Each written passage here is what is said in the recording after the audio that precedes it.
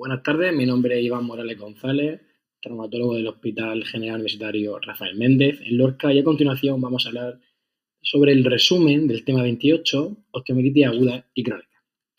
Bien, en primer lugar, una pincelada sobre el concepto de osteomielitis, el cual hace referencia a un cuadro clínico inflamatorio del hueso y de la médula ósea, donde encontramos destrucción ósea, necrosis y aposición de hueso nuevo. Clásicamente, la osteomielitis se ha clasificado en osteomielitis aguda y crónica. Pero es importante resaltar que no es la patocronia, la diferencia temporal, lo que va a definir el concepto de osteomielitis aguda y crónica, sino la presencia de hueso necrótico. Por tanto, tendremos la osteomielitis aguda típica en niños por vía hematógena y en adultos, en la gran mayoría de casos, tendremos una osteomielitis crónica, postraumática o postquirúrgica, una presencia de hueso necrótico con presencia de secuestros óseos.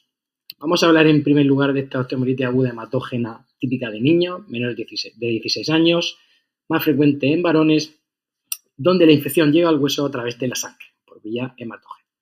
Principalmente ocurre una afectación en la metáfisis de huesos tubulares de crecimiento rápido, predominantemente alrededor de la rodilla. En orden de frecuencia tendremos fémur, tibia y húmero. Generalmente la fisis en estos niños hace de barrera natural entre la metáfisis y la epífisis, evitando que la infección acceda a la articulación y produzca una artritis séptica.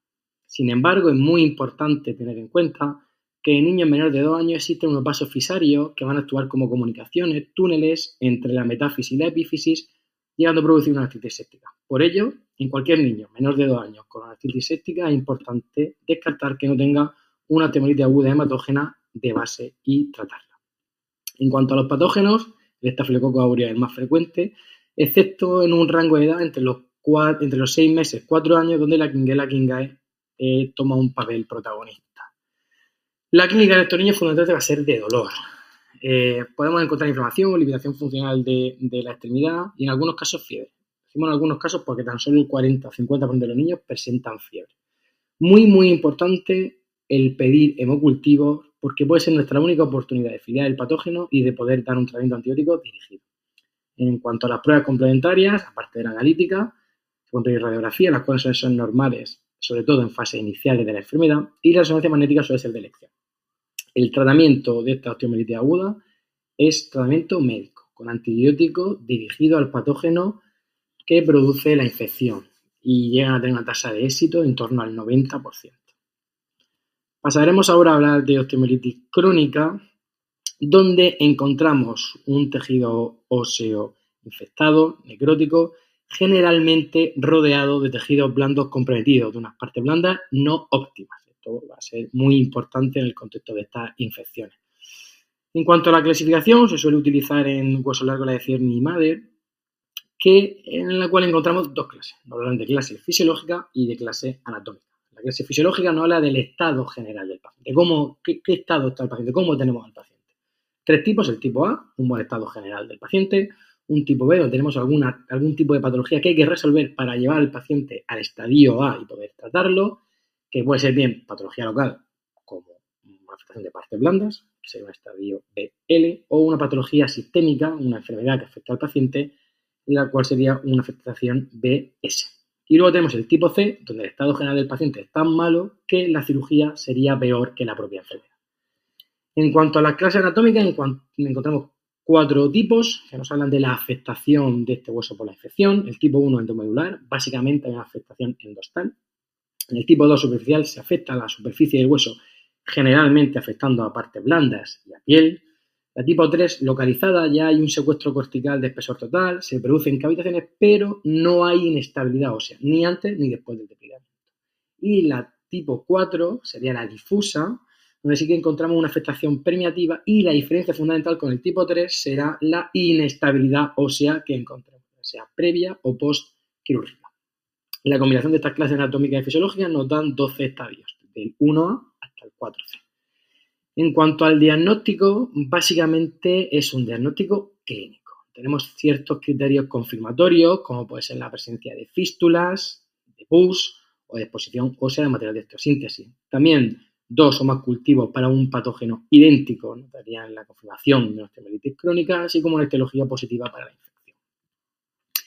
En cuanto a la microbiología, ¿qué patógenos suelen producir estas infecciones? De nuevo, el Staphylococcus aureus está presente en el 30-70% de todas las infecciones. En aquellos que tenemos material de osteosíntesis, los estafilococos coagulase negativos, como el epidermidis, su presencia se hace importante, en torno a un 60-70%.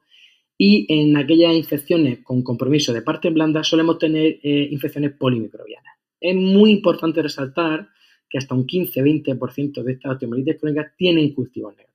¿Qué quiere decir esto? Que cultivos negativos no nos descartan infección. ¿Quién produce estos cultivos negativos? Sobre todo bacterias que producen un biofilm.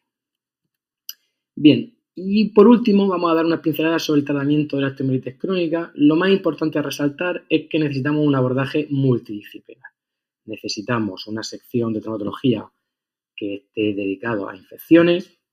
Necesitamos una comunicación muy buena con nuestros microbiólogos, con nuestros apartados de medicina interna de infecciosas y una comunicación fluida con el servicio de plástica para esas coberturas que necesitaremos en diversas ocasiones.